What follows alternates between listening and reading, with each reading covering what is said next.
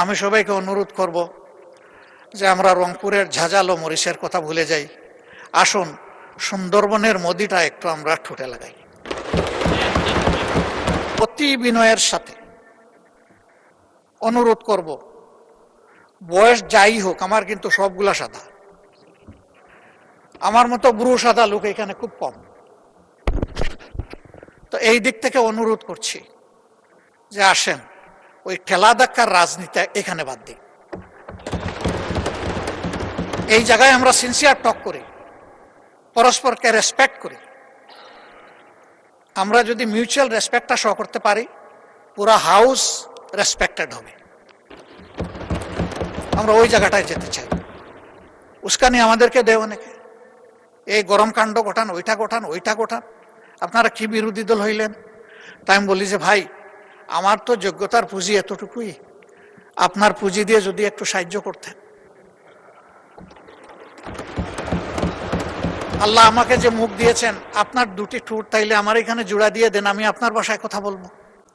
আমি তো আল্লাহর দেওয়া আমার জিহ্বা, আমার ঠোঁটের ভাষায় আমি কথা বলবো, যেটা আল্লাহ আমাকে দিয়েছে। তা আমি সবাইকে অনুরোধ করব যে আমরা রংপুরের ঝাঁঝালো মরিচের কথা ভুলে যাই, আসুন সুন্দরবনের মদিটা একটু আমরা ঠোঁটে লাগাই। আমরা পারবো, ইনশাল্লাহ আমরা পারবো। কেন পারবো না? শুধু একটা গুড ইন্টেনশন লাগবে আমাদের, এই জাতিকে আমরা বিল্ড আপ করবো। আমি প্রথম দিনই বলেছিলাম যে এই চেয়ারে বসা লোকগুলো এখন ওই চেয়ারে, আবার দুই দিকের চেয়ারে বসা অনেকে এখানে নেই। আমরা কোথায় থাকবো জানি না, আমাদের জেনারেশন থাকবে, আমাদের প্রিয় দেশ থাকবে। আসুন না একটা ভালো প্ল্যাটফর্ম দিয়ে যাই। এখন করতে পারি, এই জায়গায় পড়ে যেতে পারি। 19 জুলাই 2024 তো পড়ে গেছিলাম, 24 না 25-এ।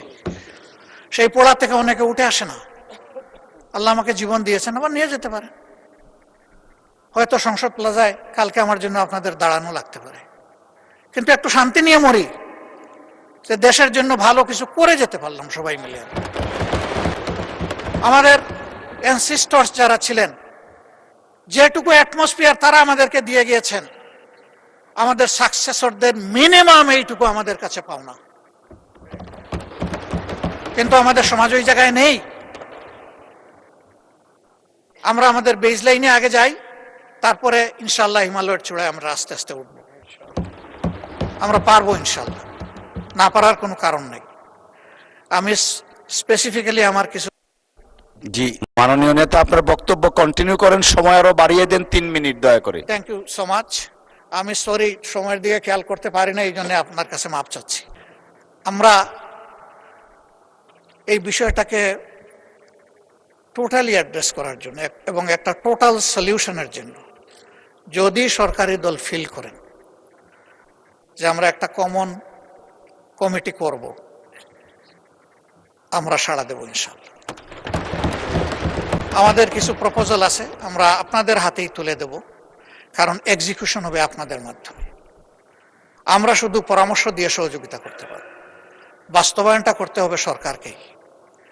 ওখান থেকে সরকার যেটুকু মনে করে নিবে, যেটা মনে করবে যে এটা প্রযোজ্য না, ফেলে দিবে, অসুবিধা নেই।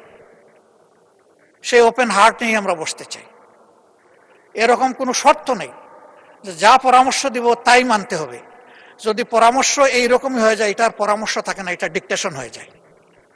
আমরা ওই ডিকটেশনও পছন্দ করব না।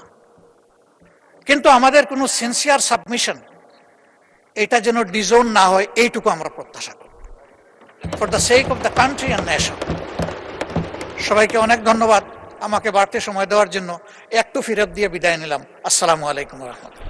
জি ওয়ালাইকুম আসসালাম। ধন্যবাদ মাননীয়